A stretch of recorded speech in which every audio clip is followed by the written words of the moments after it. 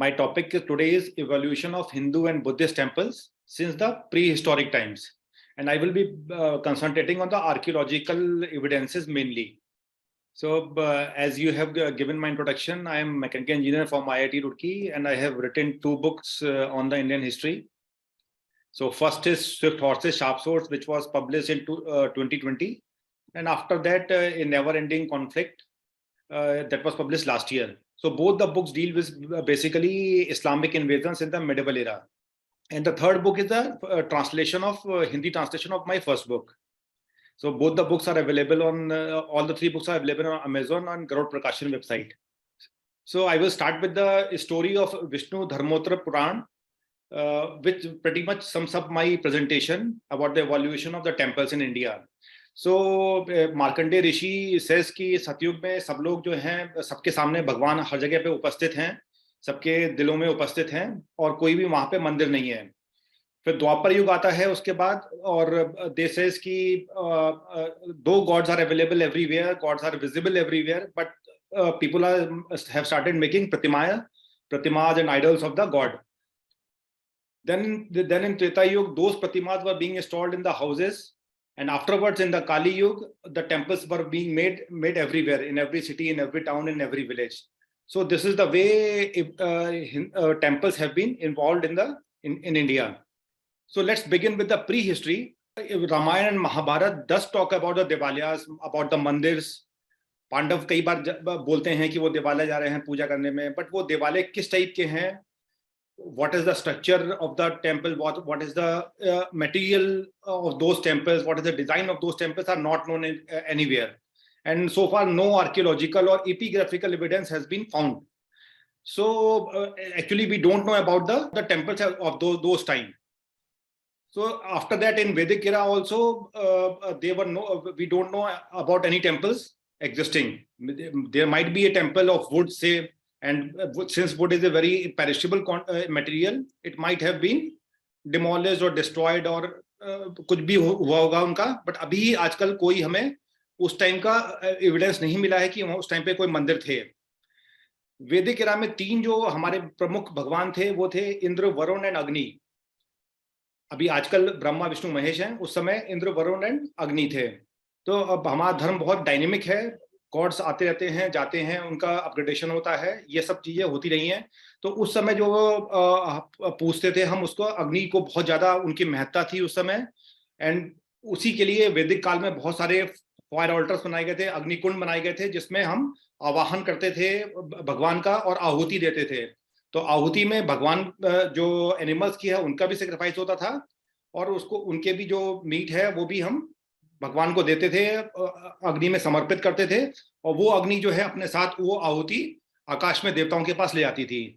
तो फायर जो है, अग्नि है, it is most considered most transportable and manifestation of the divine on the अर्थ.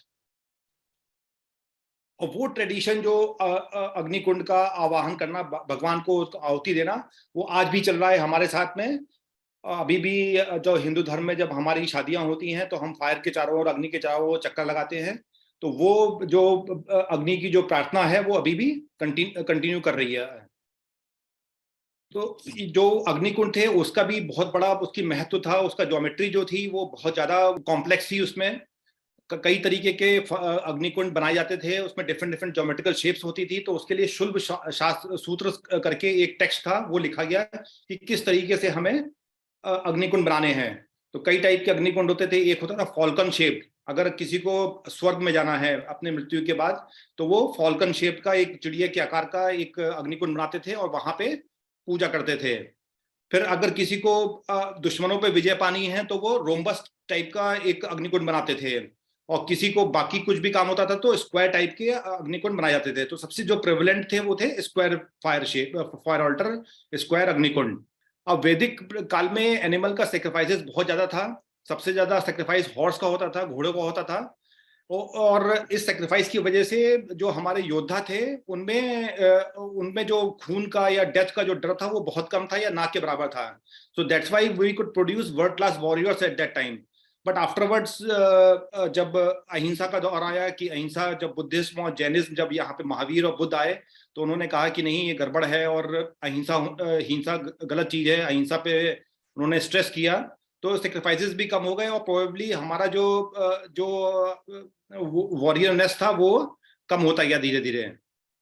तो अब आगे चलते हैं, तो वैदिक काल के बाद जो कई जगह पे वर्ल्ड ओवर माउंट्स बनाने शुरू हुए। जब भी कोई जिसकी मृत्यु होती थी, किसी की भी, या किसी भी कबीले के मुखिया की मृत्यु होती थी, तो वहां पे छोटे से माउंट बना देते थे। तो जैसे आप देख सकते हैं फिगर ए में, यहाँ पे एक माउंट बनाया गया है, और ये माउंट बेसिकली बहुत इकोनॉमिकल होता था और बहुत ज्यादा इसका विजुअल इम्पैक्ट होता था। तो जितने बड़ा उसका जो जिसकी मृत्यु हो गई है मृतक की, उसकी ओहदा जितना बड़ा होता था, उतना ही बड़ा उसका माउंट होता था। तो धीरे धीरे वो माउंट बड़ा होता चला गया, और उसके बाद उस स्ट्रक्चर को स्टेबलाइज करने के लिए आर्किटेक्चरली इसको यहाँ पे हमें उनको वॉल्स बनानी शुरू करनी पड़ी, अदरवाइज वो अनस्टेबल हो रहा था वो। तो धीरे धीरे वो वॉल्स बड़ी होती गई, माउंट्स भी बड़ा होता गया, और ये इस टाइप का स्लोली ये स्टेप्ड एक माउंट बन गया ये। तो अगर हम ये स्टेप हटा दें यहाँ पे, then it will become a Buddhist stupa, it will be a semi circular type ये है। और आप ये देख सकते हैं विद रेफरेंस टू द, जो यहाँ पे एक मार्कर है, एक ह्यूमन खड़ा हुआ है, तो पहले कितना छोटा था माउंट और लास्ट में जाके वो स्तूप कितना बड़ा हो गया। तो ये जो माउंट्स थे, ये these were the most ancient temples basically, it's corresponding to the temples. इसी में जो है लोग इसकी पूजा करते थे, जो अपने मृतक को इसको याद करते थे। तो वर्ल्ड ओवर, यूरोप में, अफ्रीका में, एशिया में, हर जगह पे हमें इसके माउंट्स मिले हैं। इनको आर्किटेक्चरल लैंग्वेज में इसको मेगालिथिक साइट्स भी बोलते हैं, मेगालिथ्स बोलते हैं, जो कि इवन इंडिया में, सिर्फ साउथ इंडिया में ही 2200 साइट्स मिली हैं जो आज भी अवेलेबल है, जो सर्वाइव किए हैं। जो बहुत सारी जो है वो डिस्ट्रॉयड हो गई, नष्ट हो गई कंस्ट्रक्शन की वजह से, वो तो उसका कोई पता नहीं है। सिमिलरली और भी तरीके के माउंट्स थे, जैसे एक ये माउंट है लेफ्ट साइड में है, that is called menhir. It's only vertical stone है। तो यहाँ पे ये वर्टिकल स्टोन की ये एक समाधि है बहुत सारे योद्धाओं की यहाँ पे। तो यहाँ पे ये this is the photo is of Manipur, सेनापति डिस्ट्रिक्ट में यहाँ पे है ये मॉन्यूमेंट ये। तो ये भी है कि एक टाइप का वो उस समय एंशियंट मंदिर था ये। सिमिलरली ये डॉलमेन है, ये साउथ इंडिया में बहुत ज्यादा ये इसका प्रेवलेंस था पहले ये। तो डॉलमेन क्या है, just a vertical stone temples, उसके ऊपर एक रूफ टॉप है, इसका वर्टिकल फ्लैट रूफ टॉप है ये। तो ये भी जो है ये बेसिकली ये ऑल दीज आर टूम्स। तो यहाँ पे ये क्रेन है, ये क्रेन स्टोन सर्कल, कि किसी की समाधि को जो है वो स्टोन से हमने उसको बना दिया, उसको इंसर्कल कर दिया। तो these are all basically ancient temples. तो दीज प्री हिस्टोरिक सिविलाइजेशन जो थी, उन सब ने जो है ये माउंट्स बनाए 8th सेंचुरी तक। उसके बाद धीरे धीरे जो है वो फिर वहां पे टेम्पल्स बनने शुरू हुए। और इसका जो टेम्पल का सबसे पहला जो सिविलाइजेशन थी जिसने क्रिएट किया, वो था इजिप्ट। तो इजिप्ट में बहुत बड़े बड़े टेम्पल्स बनाए उन्होंने, पिरामिड्स बनाए, और लक्सर में जो उनका सिटी है उसमें वो उन्होंने टेम्पल्स बनाए। उसके बाद वो उन टेम्पल्स को कॉपी करते हुए, उससे प्रेरणा लेते हुए ग्रीक्स ने भी बहुत सारे टेम्पल्स अपने एथेंस में बनाए। तो ये जो राइट साइड में आप जो दिख रहा है, ये एक टेम्पल ऑफ अपोलो है, उसकी सब्सिडरी श्राइन है एथेंस में ये। तो इस टाइप से एंशियंट टाइम्स में सिविलाइजेशंस के बीच में इंटरेक्शन चलता रहता था, ट्रेडिंग चलती रहती थी, और एक दूसरे से सीखते रहते थे। तो यही चीज जो है इंडिया में भी हुई है। This is the left side में, ये 12,000 ईयर ओल्ड पेट्रोग्लिफ है, ये कातल शिल्प बोलते हैं इसको। ये इट्स फाउंड इन रत्नागिरी। तो अराउंड 2000 और 3000 कातल शिल्प have been found in Ratnagiri district of Maharashtra. तो ये भूमि पे बनाए गए हैं, ये अर्थ पे, ये तो जमीन पे ही बने हुए हैं ये। इसका ये स्कल्पटिंग है ये। And this is called a scarab or beetle right side में। And these are 12,000 year old petroglyph. And at the right side, this is the Egyptian scarab, which is 6,000 year old. So you can see the similarity, around 80 to 90% इसमें इनके design में similarity है इसमें। तो that means there was a interaction between the Egypt and us at that time also. उसके बाद भी जब हम फिर आगे बढ़ते हैं, तो 10,000 BC में, अराउंड 10,000 11,000 years before, एक भीमबेटका में जो भोपाल के पास में है, यहाँ पे राइट साइड में आप you can see the Nataraja, जो पेंट किया गया है, रॉक आर्ट पेंटिंग। इसमें इसको बोला गया है कि ये नटराज की या शिव की या रुद्र की जो है ये पेंटिंग है ये। तो even though we didn't have a temple, we had a idols, we have the paintings in different forms. So next, in Baghor village of UP, around 9000 BC, there was a stone was found with a carving of concentric circles, concentric triangles. So इसको ये बोला गया है कि ये योनि का प्रतीक है और इसको भी भूदेवी का प्रतीक माना गया है। तो आज भी ये जहां पे मिलता है, वहां पर जो ट्राइबल्स है वो शक्ति की वो पूजा करते हैं और उसको एक शक्ति का considered a manifestation of the Shakti. Again, going forward, we found this Pashupati seal. इसको भी शिवा का एक रूप माना गया है. Then again, हड़प्पा के ही मदर गॉडेस का एक टेरिकोटा का स्कल्पचर मिला है. Going forward, this is a अग्निकुंड of the Indus Valley civilization और सरस्वती घाघर civilization. तो ये जो अग्निकुंड है, ये this is a square type and it is made on the raised platform. तो कोई भी जब अग्निकुंड बनता था तो बाद में वो एक प्लेटफॉर्म पे ऊपर बनता था ताकि कोई उसमें ट्रेसपासिंग ना हो पाए, and to tell the devotees that this area is sacred and it is different from the mundane. So when they climb the steps, that means they were going from the mundane area to a holy place, to a pavitra place. So this is a Vedic era Agnikund, and this is a falcon shaped or bird shaped fire altars. So as we discussed, the Agni was the main god, was the trio of one of the god was Agni, and उसको हम आहुति देते थे और वही जो है वो हमारी आहुति भगवान के पास लेके जाते थे वो। तो उसके लिए ही उनके लिए अग्निकुंड बनाए गए। और मेन एक characteristic of अग्निकुंड was that it was not permanent. We at that even now we consider ourselves as a transcendental in nature, ephemeral in nature, कि आज हम हैं कल नहीं है। उसी के साथ में जो अग्निकुंड थे वो भी परमानेंट स्ट्रक्चर नहीं था। एक बार हमने उसका वहां पे यज्ञ कर लिया, and then after that the work is finished and Agnikund was demolished and destroyed, ताकि it was a one time use only. So after going forward around 3rd BC, around 2300 years before, slowly अग्निकुंड का जो है transformation start हुआ towards the temple. तो again एक race platform पे हम जैसे अग्निकुंड था वैसे ही उस पे एक मंदिर बनने लग गए उसमें, but they were very rudimentary type of temples with और विदाउट सिंबल। जरूरी नहीं था कि उसमें कोई प्रतिमा हो उसमें।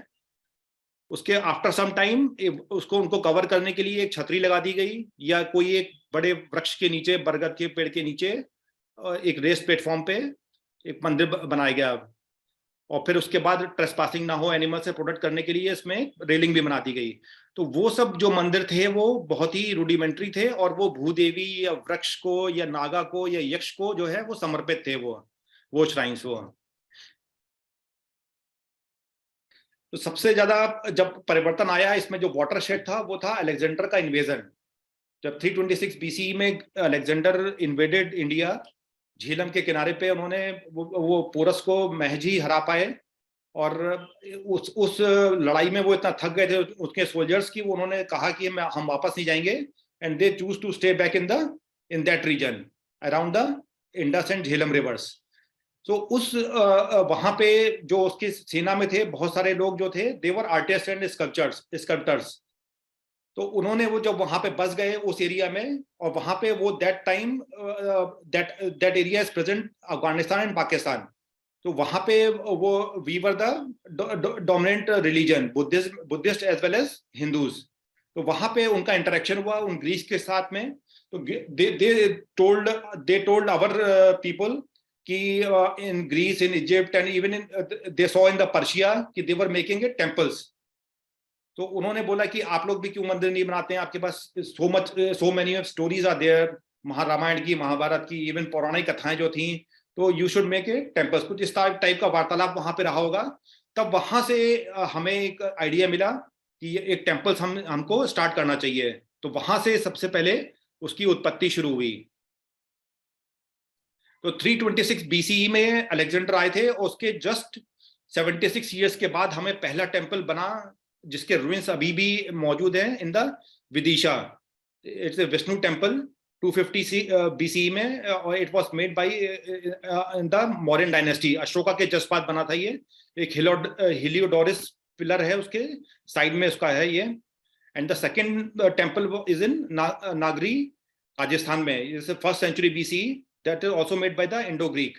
और ये भी कृष्णा या विष्णु टेम्पल का विष्णु टेम्पल है ये।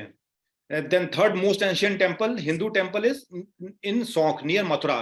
तो इसमें 2 टेम्पल्स मिले हैं हमें, एक कृष्ण का और एक नाग का। ये भी इंडो ग्रीक्स ने बनाया था ये।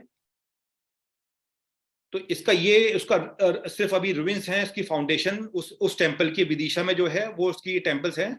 इसको अगर एक्सट्रापोलेट करें या रिकंस्ट्रक्ट करें तो कुछ इस टाइप का वो टेम्पल यहाँ पे रहा होगा ये, उस फाउंडेशन के बेस पे। ये इस टाइप का सिमिलर टेम्पल ऑलरेडी एग्जिस्ट करता है कानपुर में, एक बहता बुजुर्ग टेम्पल है। तो वो टेम्पल लगभग इससे काफी सिमिलर है इसके। तो इससे पता लगता है कि ये टेम्पल इस टाइप का ही रहा होगा, क्योंकि ऑलरेडी एक एग्जिस्टिंग टेम्पल मौर्य काल का है यहाँ पे। नागरी में एक दूसरा जो टेम्पल की बात की थी वो ये विष्णु का मंदिर है ये। और इसमें भी बेसिकली एक माउंट था ये, जो जैसे स्टोन हेंज है ब्रिटेन में, तो उसी टाइप का स्टोन की हाई रेलिंग्स थी और उसके ऊपर एक रूफ थी वो। तो अभी वो सब डिस्ट्रॉय हो चुका है, सिंपल एक वॉल बची हुई है यहाँ पे ये।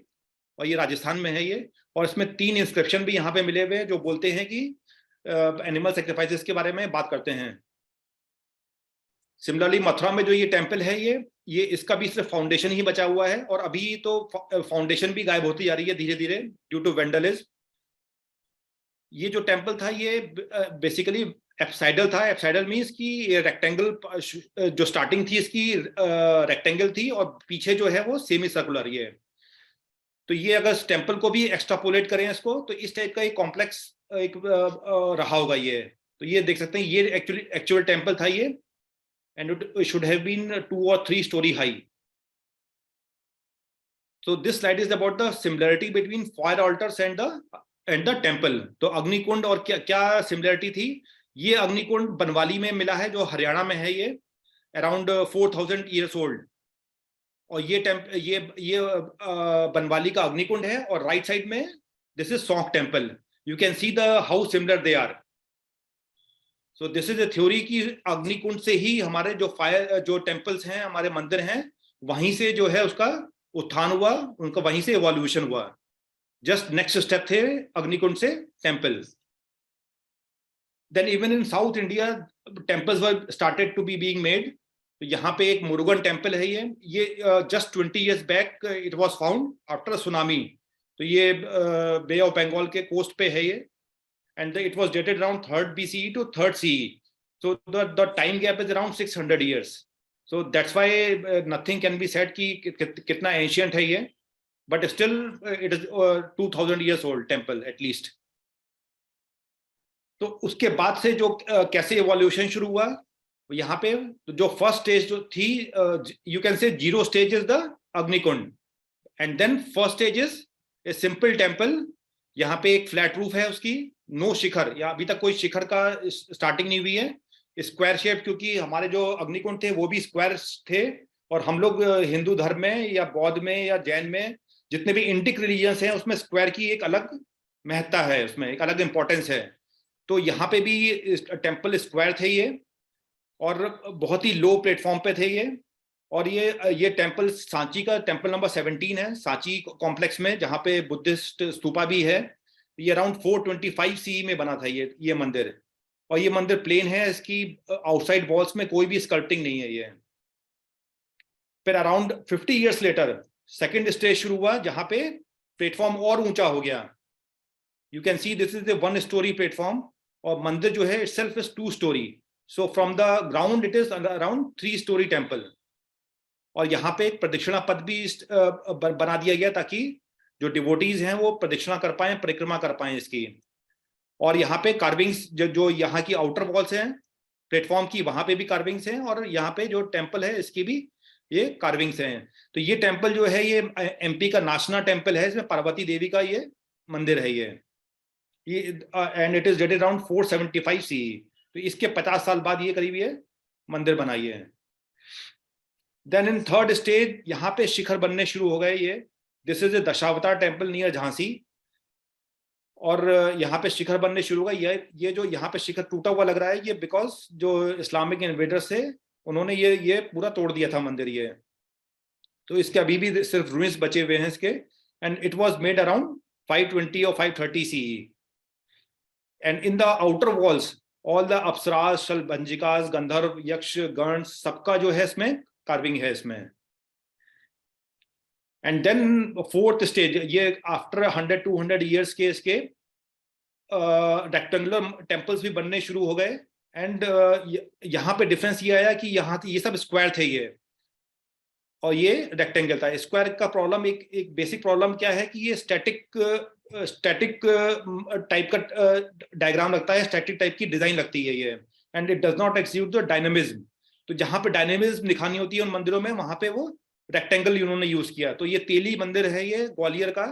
And this the plan is rectangle. और ये 7th सेंचुरी का ये मंदिर है ये. Afterwards every type of temple, every type of shape has been made. चाहे वो सर्कुलर हो, ऑक्टागोनल हो, हेक्सागोनल हो, एप्साइडल हो, every type of temple was made.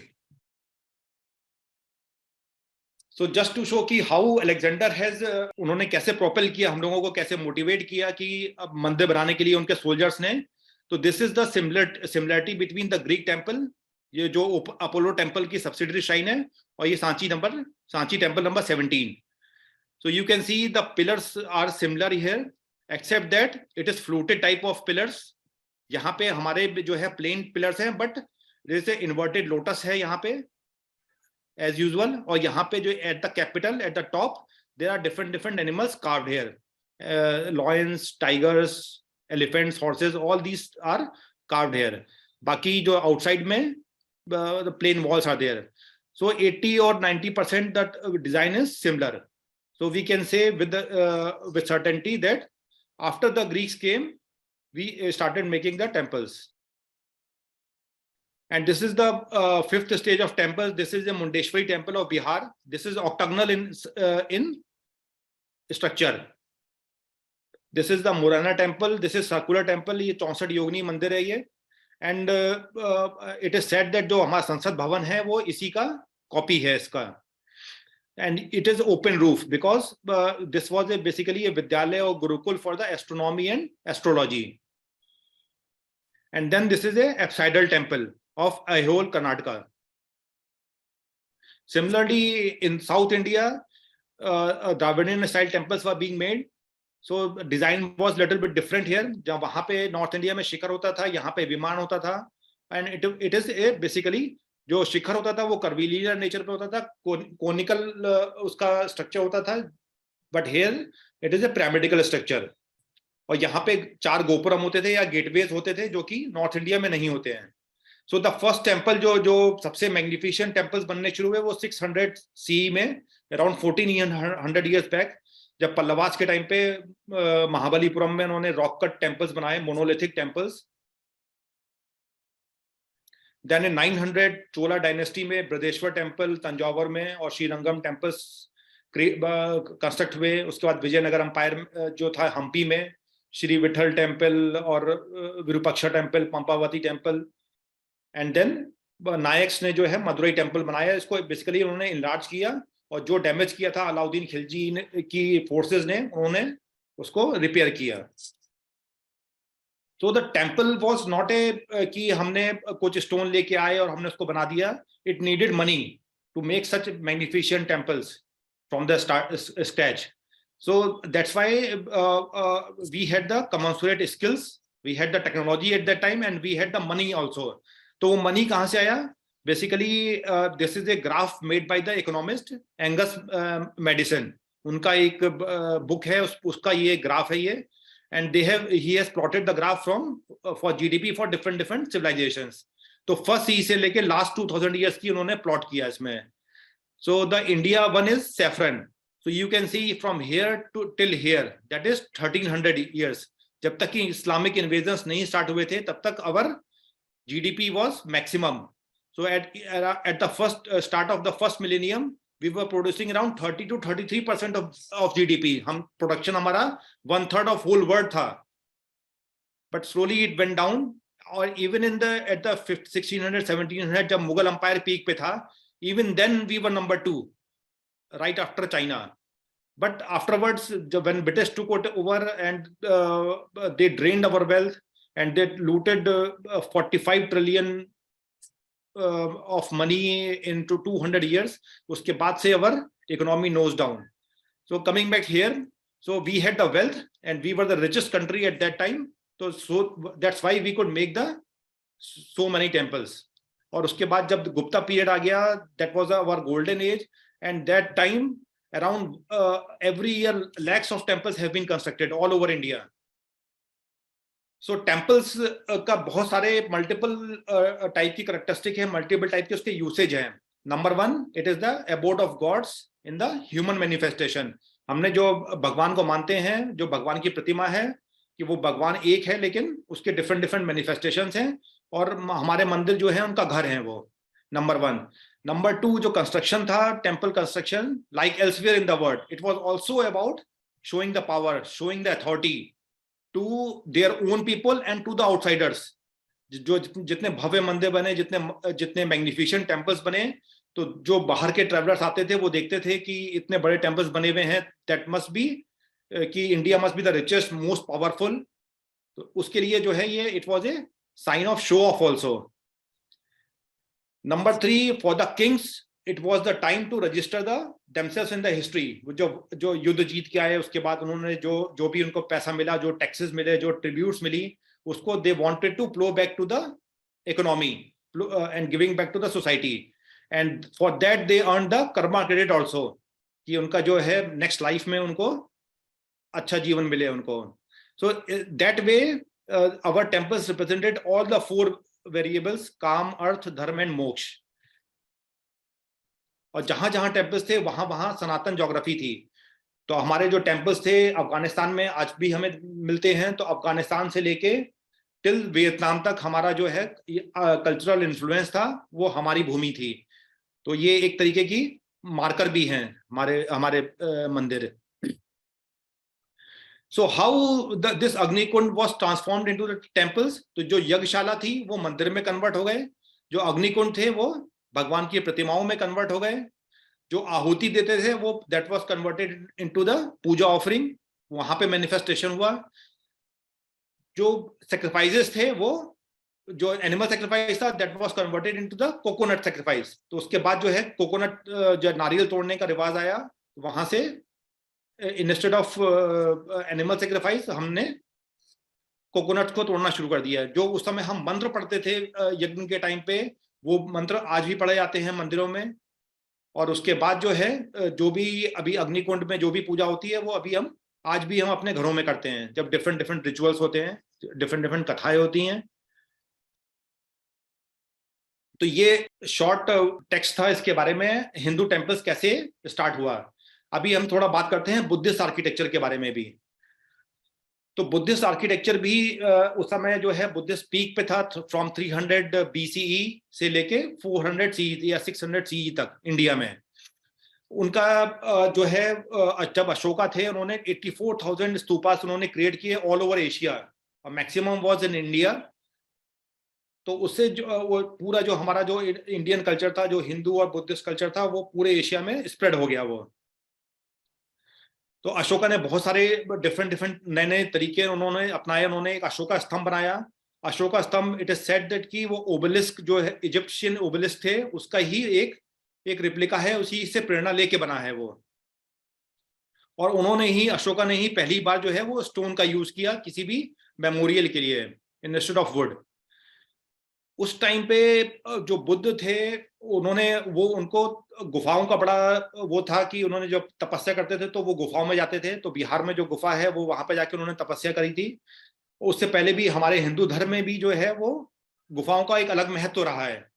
तो जो भी ऋषि मुनि थे जब वानप्रस्थ आश्रम में, वो वहां पे जाके गुफाओं में जाके तपस्या करते थे. अगर गुफाएं नहीं मिली तो वो वन में जाके तपस्या करते थे. तो गुफाओं का क्या महत्व रहा है कि वो गर्भ का एक प्रतीक है. वो वहां पे कोई भी डिस्टर्बेंस नहीं है, वहां पे सब डार्कनेस है, वहां पे माइंड जो है इधर नहीं जा सकता. तो उसके लिए गुफाओं का एक अलग महत्व रहा है। तो जहां पे नेचुरल केव्स हैं वहां पे वेल एंड गुड, वहां पे भी उन्होंने स्कल्पचर्स बनाए।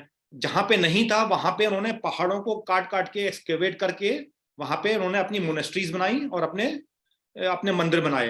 तो फोरमोस्ट जो था वो अफगानिस्तान में था, जो बमियान टेम्पल था, हालांकि वो थोड़ा बाद में बना है, बट बाकी जो मोनेस्ट्रीज हैं अफगानिस्तान में वो सब उस टाइम पे बनाई गई हैं, अराउंड 2000 या 2100 साल पहले।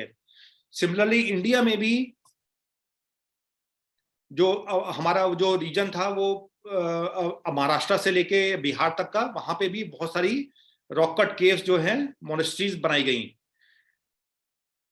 तो अभी ये इसमें अभी इसकी आर्किटेक्चर की बात करते हैं। तो बेसिकली आपने देखा होगा कि जब भी आप जाते हैं बुद्धिस्ट किसी मोनेस्ट्री में तो इस टाइप का एक आर्क मिलता है हमेशा उनके फैसाड में, उनके फेस पे, जो उनके गेट पे। तो ये कहाँ से आया? ये स्ट्रक्चर जो है ये टर्की से लेके ग्रीस से लेके इंडिया तक में ये मिलता है। तो इसकी एक थ्योरी है इसमें ये कि ये कहाँ से आया ये। तो जो स्टार्टिंग में जब ग्रीक सोल्जर्स या रोमन सोल्जर्स जब जाते थे ट्रेडिंग करने के लिए, तो वहां पे जाके बोट से जाते थे या अपने शिप से जाते थे, तो शिप को वहां पे अपने कोस्ट पे वहां पे लगा देते थे वो।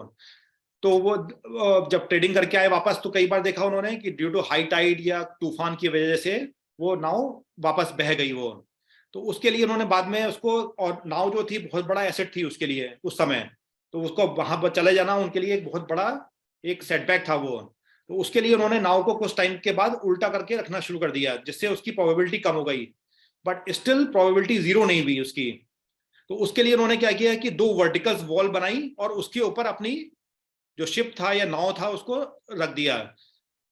तो इसकी वजह से उनको लगा कि ये जो है ये बहुत अच्छा स्ट्रक्चर है ये, और उसके बाद उन्होंने यहाँ पे कोई रह भी सकता है। तो ये यहाँ पे उन्होंने उनका ये टेम्परेरी एक रेस्ट हाउस भी बन गया उनको यहाँ पे सी कोस्ट पे ही। तो ये स्ट्रक्चर जो है ये हर जगह पे दिस सेमी सर्कुलर स्ट्रक्चर पूरे वर्ल्ड में जो है ये कॉपी किया गया ये, और वहां से ये फिर ये हमारे इंडिया में भी आया ये। तो एक रॉक का टूम्ब है टर्की में, and at that time around 2500-2600 years back it was a part of Greece. तो ये बाइजेंटाइन एम्पायर था वहां पे, उसका ये पार्ट था। तो दिस जो ये केव जो ये शेप है ये वहीं से आया ये उस इन्वर्टेड बोर्ड से, एंड आफ्टरवर्ड्स वो वहां पे इंडिया में भी आया। दिस इज ए लोमास ऋषि केव इन बराबर बिहार। ये सबसे एंशियंट बुद्धिस्ट केव है इंडिया की, इन बिहार। तो you can see the similarity between this rock cut tomb और इसका ये में। इवन द सपोर्ट जो है यहाँ पे, जो वुडन सपोर्ट्स आपको दिख रहे हैं वो भी सिमिलर हैं यहाँ पे। सो आफ्टरवर्ड्स जो उनका स्तूप बनना शुरू हुआ, वो जो प्री हिस्टोरिक माउंट्स थे उन्होंने वहीं से उन्होंने कॉपी किया। तो ये मौर्यन टाइप का था, सबसे एलिमेंट्री जो माउंट था, जो स्तूप था वो ये था। आफ्टरवर्ड्स उसमें डिफरेंट जैसे जैसे इवोल्यूशन आता गया, एम्बेलिशमेंट बढ़ते गए, इसके ऊपर हर्मिका आ गई, उसके ऊपर छतरी आ गई, एंड देन उसके ऊपर एक और छतरी आ गई। तो इस टाइप से, और फिर प्लेटफॉर्म को भी उन्होंने रेस कर दिया, फिर यहाँ पे एक वेदिका बना दिया उन्होंने। तो इस तरीके से उसका इवोल्यूशन हुआ। यहाँ पे जो इसका ये फैसाड है, जो इसका चैत्य का, वो में बहुत ज्यादा इवोल्यूशन नहीं हुआ, और ये लगभग ये स्टैग्नेंट ही रहा। तो over the years you can C over the 500 और 600 इयर्स वो ये शेप जो है लगभग सेम ही रही। तो ये लोमास ऋषि केव है ये, जो सबसे मोस्ट एंशियंट इन इंडिया। उसके बाद भाजा केव in near Mumbai, then in काला, this is also near Mumbai, Ajanta. तो एवरीथिंग यहाँ पे जो है वो सेम रहा वो। आफ्टरवर्ड इवन भुवनेश्वर में जो है वो भी लगभग ये थोड़ा सा चेंजेस हुए, बट इट वाज मोर और less similar. Rock cut architecture जो है सबसे पहले बुद्धिस्ट ने इसको अडॉप्ट किया वहां पे, बिकॉज इट रिजेंबल्ड द वूम। और जहां पे उनको नेचुरल केव्स नहीं मिली वहां पे उन्होंने एक्सकेवेट किया, and the maximum caves were excavated in the Maharashtra region, because वो वॉल्केनिक रीजन था पहले, and it was a basaltic rock जो है वहां पे बेसोल्ट है, and it is the ideal for the excavation purpose. So that's why the maximum rock cutting was done in that region. So उसका एक ये प्लान है ये। So this is the a mountain here, solid mass है इसमें, और इसको यहाँ पे उन्होंने इसको हॉरिजेंटली इसको अंदर जाके कट किया इसको, And these pillars are basically taken from the design is taken from the Egypt से ग्रीस गया, ग्रीस से पर्शिया आया और फिर हमारे पास आया ये. And at the end there is a stupa यहाँ पे. And most of the time at the roof there was a wooden support also यहाँ पे. तो उसका डबल काम था, एक तो सपोर्ट था नंबर 1, नंबर 2 जब वहां पे कुछ कॉन्फ्रेंस होती थी या कुछ भजन होते थे या सत्संग होते थे तो इको ना हो उसके लिए भी wooden worked as a sound absorber. तो ये पिलर्स के पीछे एक साइड एयर है जो परिक्रमा पथ है यहाँ पे ये. And these are all pillars. the benefit of the another benefit of the this rock cut is कि यहाँ पे कोई फाउंडेशन बनाने की जरूरत नहीं है. It is earthquake proof. यहाँ पे कभी भी कुछ हो जाए तो कभी भी कुछ नहीं होता था. तो construction wise cost was not much difference from the stand alone structures. And because all these caves were in the remote areas, so after 12th century जो ये सब रिमोट एरिया में थे, जंगल से ढक गए थे. So that was saved by from the Islamic invaders. So that's why you see जो अजंता है या कार्ले केव्स हैं वहां पे कोई भी डैमेज नहीं हुआ, जबकि जो नॉर्थ में जितने भी टेम्पल्स थे वो सब डिस्ट्रॉय हो गए वो. And this is one of the most magnificent cave of Karle. So this is similar. यहाँ पे पिलर्स हैं. At the top there is a animal sculptures. Last में स्तूपा है ये. And since there is a no Buddha murti here, that's why we can say it was made before the first millennium, because उस समय हीनायन करके एक सेक्ट था Buddhist का. वहां पे बुद्ध की प्रतिमा बनाना अलाउड नहीं था उस समय. जब कुषाण आए, जो कनिष्क जो उनके जो एम्परर थे, उन्होंने महायान सेक्ट की स्टार्ट किया उसमें. तो उन्होंने कहा कि जब 4th काउंसिल जो बुद्धिस्ट हुई तो उन्होंने कहा कि जो हमारे टेक्स्ट लिखे जाएंगे Buddhist text, that will be in the Sanskrit. And number 2 the Buddha की प्रतिमाएं जो हैं वो सब हर जगह पे बनाई जाएंगी. तो जहां जहां पे स्तूप के में कोई आपको प्रतिमा नहीं मिलती है, that means it was around 2000 और 2100 इयर्स ओल्ड एटलीस्ट. जहां पे आपको बुद्ध की प्रतिमा मिल गई मींस कि it is less than 2000 years old. So ये प्री महायान पीरियड का है, हिनायन पीरियड का, मौर्य टाइम का. और यहाँ पे ये एक अशोक स्तंभ भी है. यहाँ पे देयर वर 2 अशोक स्तंभ. तो एक यहाँ पे भी था इस साइड में, वो टूट गया, अभी डिस्ट्रॉय हो गया. बट एक यहाँ पे अभी still it is there. Similarly वहां पे स्तूप में भी डिफरेंट टाइप के बनने शुरू हुए. This is A sculpting in the Sanchi gateway पे ये स्कल्पचर है ये. तो ये रेक्टेंगुलर है, ये सर्कुलर है, ये भी ये थोड़ा स्क्वायरिश है ये. तो डिफरेंट टाइप के वहां पे स्तूप बनने शुरू हुए. The next question is, why did they make the most in the Maharashtra region? So in the ancient times also Mumbai was a thriving port. सबसे बेस्ट पोर्ट था जहां पे सबसे ज्यादा ट्रेडिंग होती थी. तो यहाँ से, और जो बुद्धिज्म का जो मेन एरिया था that was the UP and Bihar, क्योंकि मगध में वहां पे उन्होंने किया था, सारनाथ में उन्होंने अपना सरमन दिया था. तो most of the Buddhist were here and they were mostly devour of traders. तो यहाँ से उनका ट्रेड रूट था, यहाँ से वो स्टार्ट होता था उनका. और यहाँ आके मुंबई आके फिर then they used to take the ship and go to the Rome. तो वहां पे मैक्सिमम जो हमारा ट्रेडिंग था वो रोम से था.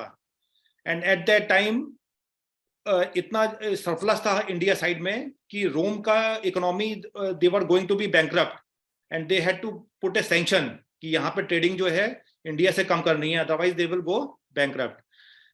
So when they used to come to the Mumbai from after the trading, तो यहाँ पे different monasteries बनानी शुरू कर दी गई, so that it acted as a rest houses. So itself Mumbai में 7 to 8 monasteries अभी भी complexes अभी भी available हैं. तो best is the Kanheri. तो Kanheri is for the very rich traders और high flying जो monks थे उनके लिए था ये. So that was a large complex. वहाँ पे 30 फुट बुद्धा की एक प्रतिमा भी है वहाँ पे. और उसके बाद डिफरेंट कॉम्प्लेक्सेस हैं, डिफरेंट में चैम्बर्स हैं, कुछ चैत्य हैं, कुछ विहार हैं वहां पे. एंड सिमिलर थोड़ी दूर पे, कन्हेरी से थोड़ी दूर पे एक महाकाली केव्स हैं. And that is a very small complex bereft of any sculptures. सिर्फ एक चैत्य है छोटा सा, उसमें एक छोटा सा स्कल्पटिंग का एक पैनल है उसमें बोधिसत्व का. Otherwise that is the area is totally barren from the. तो वो जो है वो बजट ट्रैवलर्स के लिए बेसिकली था. कि तो वहां पे भी इससे पता लगता है कि क्लास डिफरेंशिएशन था between the rich and the poor और the middle class. So they used to stay back at the Kanehri or the Mahakali, and then after the वहां पे उन्होंने रेस्ट किया विहार में. विहार मीन्स जो रहने का जो स्थान है, वहां पे वो रहते थे. उसके बाद अगले मॉर्निंग को उन्होंने प्रार्थना करी चैत्य में. उसके बाद जो डोनेशन दिया उन्होंने, एंड नेक्स्ट वो स्टार्ट किया उन्होंने उस ट्रेड रूट पे. तो ये ट्रेड रूट में एवरी 50 किलोमीटर्स, ताकि कोई भी घोड़े पे हो या पैदल हो या किसी गाड़ी में हो, बैलगाड़ी में, he could reach before night to the another monastery. तो इस टाइप से एवरी 50 किलोमीटर पूरा ये जो ट्रेड रूट है, यहाँ पे इस ट्रेड रूट पे मोनेस्ट्रीज आपको मिलेंगी. तो फ्रॉम कन्हेरी टू लोनावाला वहां पे काले है, भाजा है, एंड देन अगेन टू वहां पे जाएंगे आगे नासिक पे केव्स हैं, फिर अजंता एलोरा में केव्स हैं, फिर पीतल फोड़ी करके एक है वहां पे केव्स हैं, देन नियर इंदौर बाग केव्स हैं, फिर गोइंग अहेड विदिशा में केव्स हैं, एंड देन बिहार. तो इस पूरे ट्रेड रूट में जो है मोनेस्ट्रीज हैं. तो it acted as a self sufficient institution. तो ये रेस्ट हाउसेस भी थे, ये पूजा करने की भी जगह थी ये, और यहाँ पे स्क्रिप्चर्स लिखे जाते थे, एक विद्यालय का काम भी करते थे ये. Similar to the Hindu temples also, जैसे उनका भी अपना एक पूरा इकोसिस्टम था, गुरुकुल चलाते थे वो. पूरे जो नगर की इकोनॉमी है उसके वो डिपेंडेंट होती थी टेम्पल्स पे. So today there are 900 cave temples in India. So उसमें बुद्धिस्ट 720 टेम्पल्स हैं, केव टेम्पल्स, एंड हिंदू जो हैं टेम्पल्स 160 हैं, एंड जैन 35. तो जैन टेम्पल्स बेसिकली एलोरा में सबसे ज्यादा कंसंट्रेटेड है.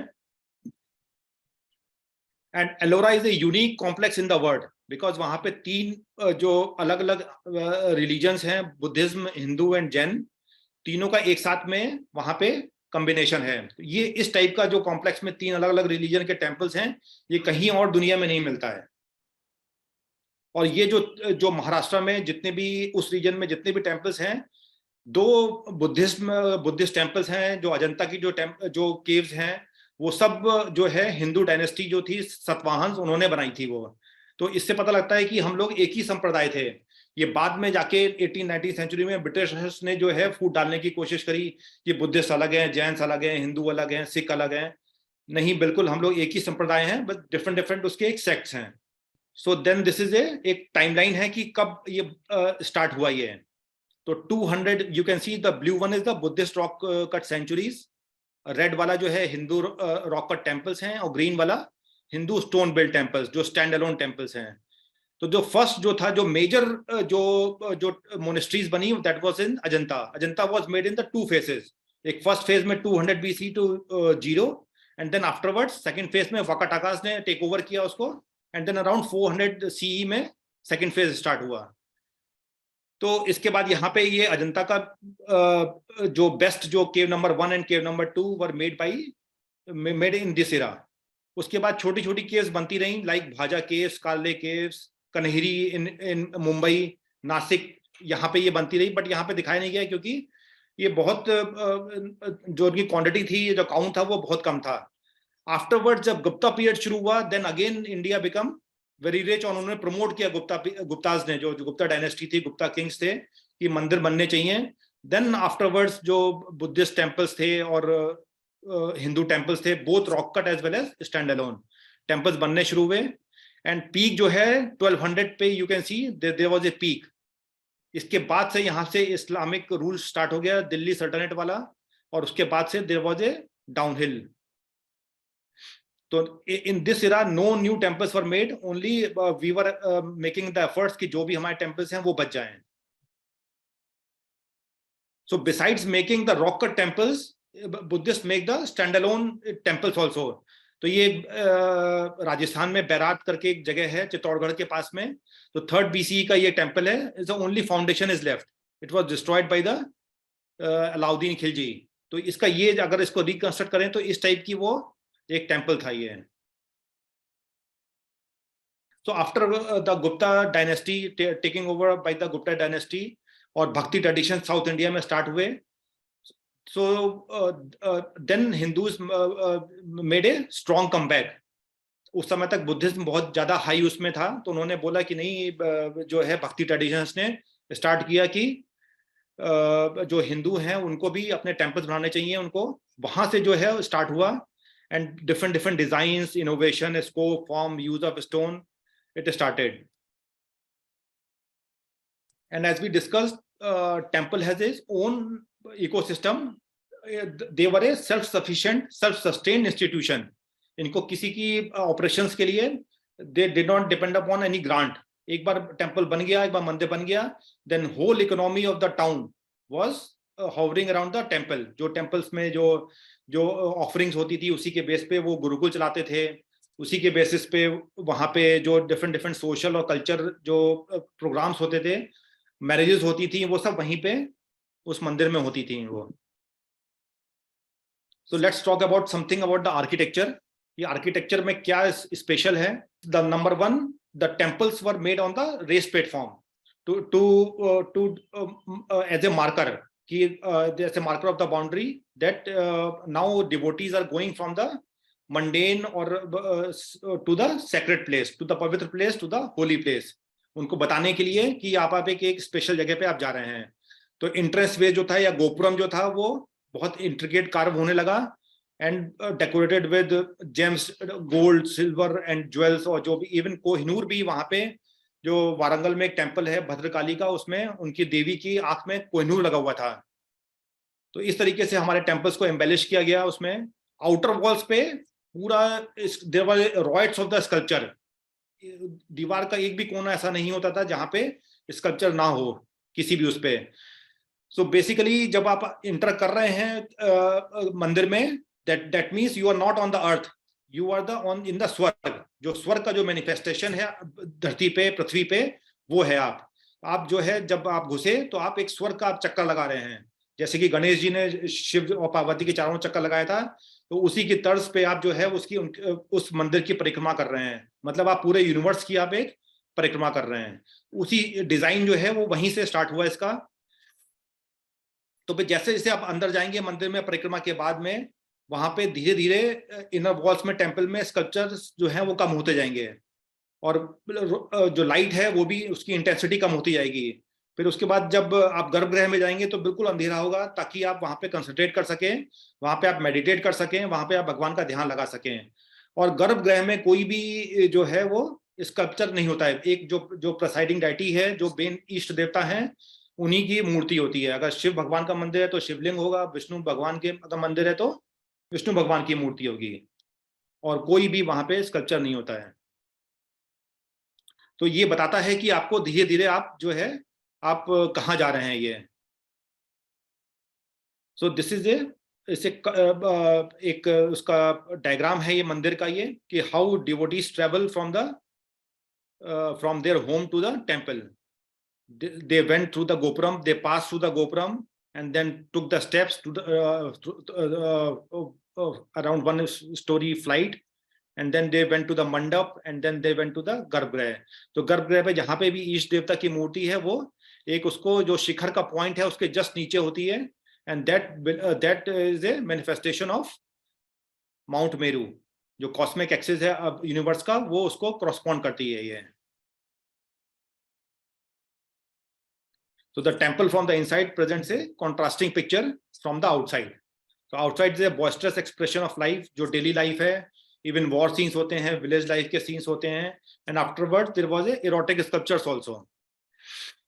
So entering the temple is akin to the entering स्वर्ग।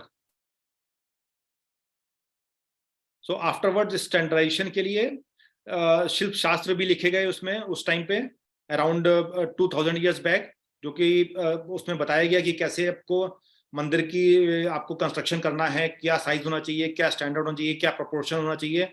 All those things were written in the Shilpa Shastra. तो आउटर जो है उसका जो डिजाइन है वो उन्होंने बता दिया शिल्प शास्त्र में। बाकी जो आर्टिस्ट थे वो फ्री थे उसको अपने हिसाब से उसको डिजाइन करने के लिए। तो वहां पे जो उस टाइम पे भी कॉन्सेप्ट था देवराज का। देवराज मीन्स कि किंग जो है वो अपने आप को मानते थे कि वो जो भगवान का रूप है वो पृथ्वी पे वो, तो उसको देवराज बोला गया। और ये जो देवराज का कॉन्सेप्ट था वो सिर्फ इंडिया में ही नहीं था, वो इजिप्ट में भी था। जो फेरोज थे वो मानते थे कि वो भी एक भगवान का रूप है। तो और वो जो उनको पूरे उसकी जिम्मेदारी थी पूरे उनके प्रजा की, और वो उसको अच्छे से निभाते थे।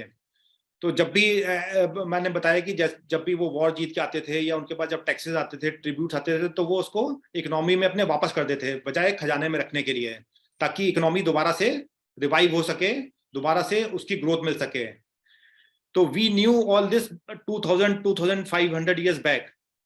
जबकि जो इकोनॉमिस्ट थे, वो कीन्स थे, उन्होंने 20th सेंचुरी में ही जाके बोला कि एम्प्लॉयमेंट जनरेशन के लिए गवर्नमेंट को स्पेंडिंग करनी चाहिए। तो तो ये जो है, ये जस्ट इन्होंने 1936 में ये थ्योरी दी थी, ये कीन्स ने, जबकि हमें ये कब से पता है ये। सो this is A small list जो हमारे एंशियंट टेम्पल्स हैं, जो सर्वाइविंग एंशियंट टेम्पल्स हैं। So the ancient Hindu temple जो सबसे है वो उदयगिरी केव्स है, जो विदिशा में है। Is for excavated around 250 to 400 years में किया गया था, around in the Gupta dynasty, and it was modelled on the Ajanta cave. तो उसका जो वाराह का जो पैनल है, वो that is the best panel पूरे उस कॉम्प्लेक्स में। Then Kankali Devi temple, Eran, Sanchi, all these temples were made in the around this era, 5th century। तो आफ्टरवर्ड्स ये सब टेम्पल बनते चले गए ये। And this is the list of only the magnificent temples. जो बहुत बड़े बड़े टेम्पल्स है उन्हीं के बारे में है, छोटे टेम्पल्स में मैंने यहाँ पे लिस्ट आउट नहीं किया है। तो यू कैन सी आफ्टरवर्ड्स जो बृहदेश्वर टेम्पल था, लिंगराज टेम्पल था, रानी की Vav, Ambarnath, all these magnificent temples were made in the 9th and 10th century। Similarly Buddhist temples, तो लोमस ऋषि केव जो था 3rd century BC में, then Sanchi also Ashoka time पे, उसके बाद ये सब बनते रहे ये मंदिर ये। This is the list, and this is basically rock cut caves, जो कि majority is in Maharashtra right now. So the starting में which dynasty, Mauryan dynasty supported the making the stupa, and प्रमुख थे इसमें Ashoka, both stupas and rock cut. Then Satavahanas in the Deccan area, Andhra Pradesh और महाराष्ट्र में, rock-cut, Ajanta, कार्ले caves इन्होंने बनाया। देन इन अफगानिस्तान और पाकिस्तान, जो प्रेजेंट पाकिस्तान और अफगानिस्तान है, उन्होंने गंधार आर्ट और मथुरा आर्ट का उन्होंने स्टार्टिंग किया वहां पे। Then around the Guptas, beginning of the magnificent Hindu temples. Afterwards, in the medieval time, all other dynasties caught up with this temple making spree. Chalukyas came up with the Badami, Ahol, and Patadakal. Rashtrakutas made the world-class Ellora temple, Kalchuri's Elephanta, Rashtrakutas and Cholas, Brideshwar and Srirangam temples, and likewise. So this we discussed basically. This is the all these temples were the upgradation of the Agnikunds, fire altars. And this is the cave number 16 of Ellora complex, Kailash Nath temple.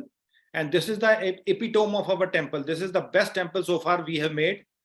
और ये temple जो है ये पूरा ये एक total solid मास था, एक माउंटेन का, ये इस वाली हिल का, इसको कट करके बनाया गया only in the, it is said, ये जो कट किया गया पूरा ये सिर्फ 18 साल में है। And it is said that कि 18 साल में तो ये आज भी नहीं हो सकता with modern technology and tools.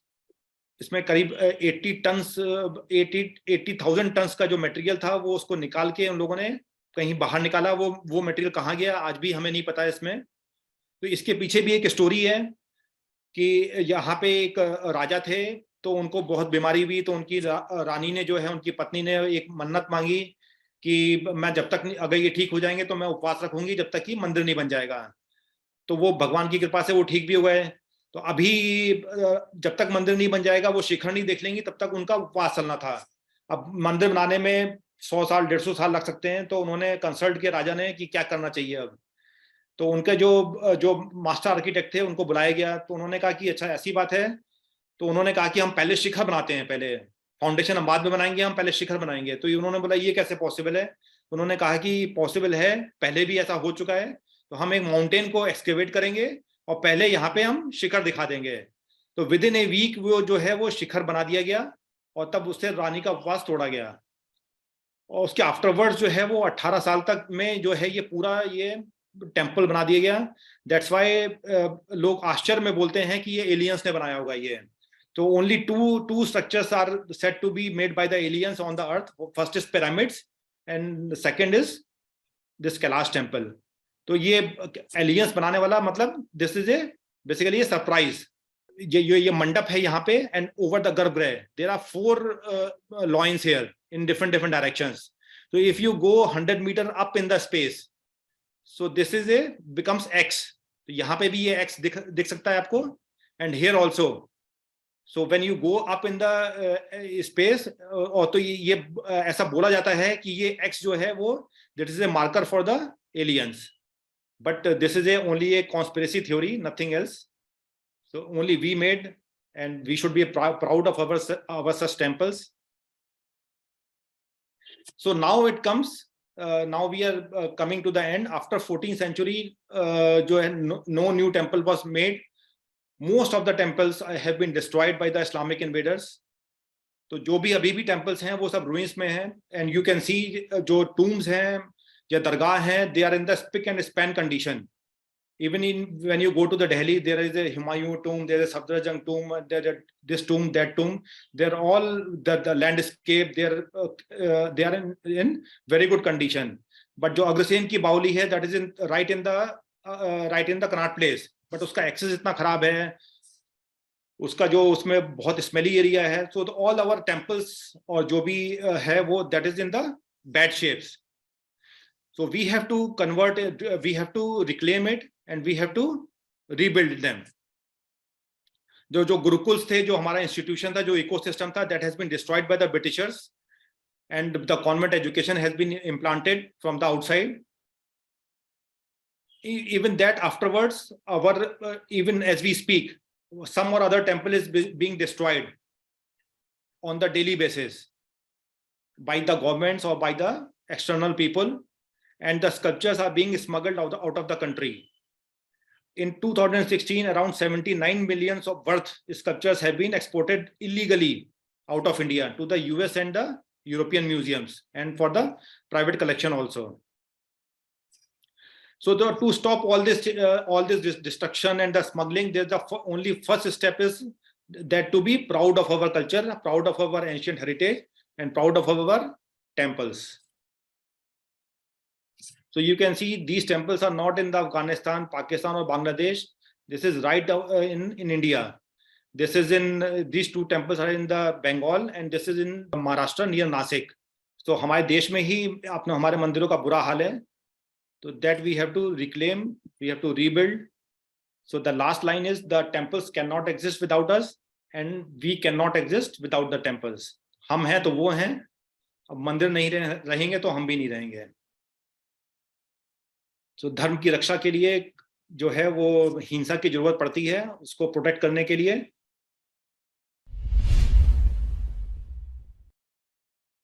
So I want to make a very small suggestion. Twice you uttered the word "I hold." It is not. It's not "I hold." You know, it's you read the written in English perhaps. Yes, H-O-L-E or W-H-O-L. It is "I hole" in Kannada.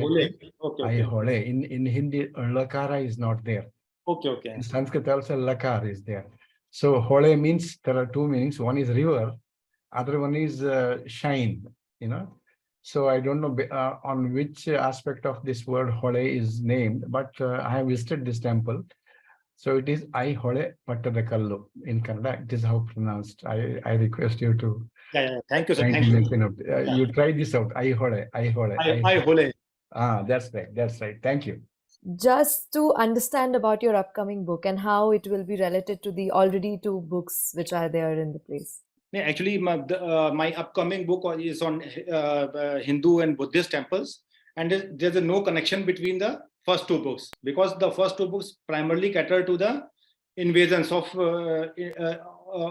Islamic invasions of India in medieval era, and the second book also deals with the Khilafat movement.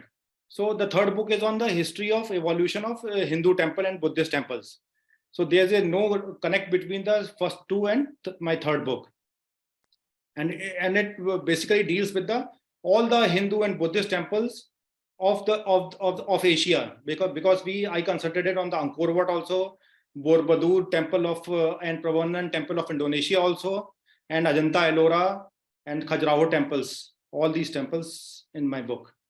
Also, sir, just out of curiosity, while visiting ancient temples, many a times even I have noticed that there are some erotic figures which are outside the temples in its architecture.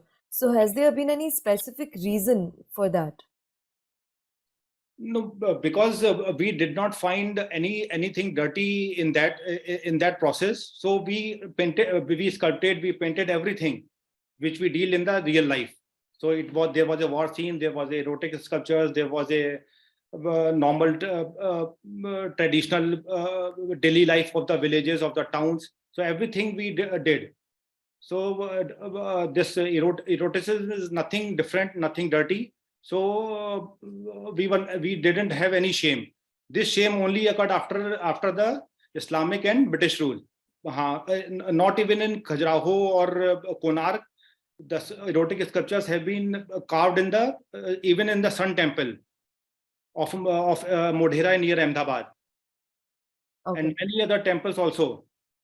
So there's no only Konark and Khajuraho is famous for that, but all other temples, they were carved. I mean, my understanding of the question Rituja asked, I have visited Khajuraho, I visited Konark, and I visited very many temples. One of the and also in what is that, Hampi, lot of temples in Hampi. And see, those days, today we have everything on our mobile. We have got videos, we have got audios, we have got films, pictures, everything is there. But let's go back to hundreds of years. People had nothing. So how do you educate them? And this was what explained to me by one of the guides, that at various levels of the temple, as you keep rising, at certain level, war scenes, at certain level, Rama and Mahabharata, at certain levels, flowers and animals and fruits and, all kinds of flora and fauna carved. Then, of course, the most important aspect of life is man-woman relationship, that's a srishti. So even that also were carved out in the temples. So the temple was the center of learning through visual methods. So Right. This was the explanation given to me, and it sounds very, very logical. That's what I thought I would share with you. Yeah.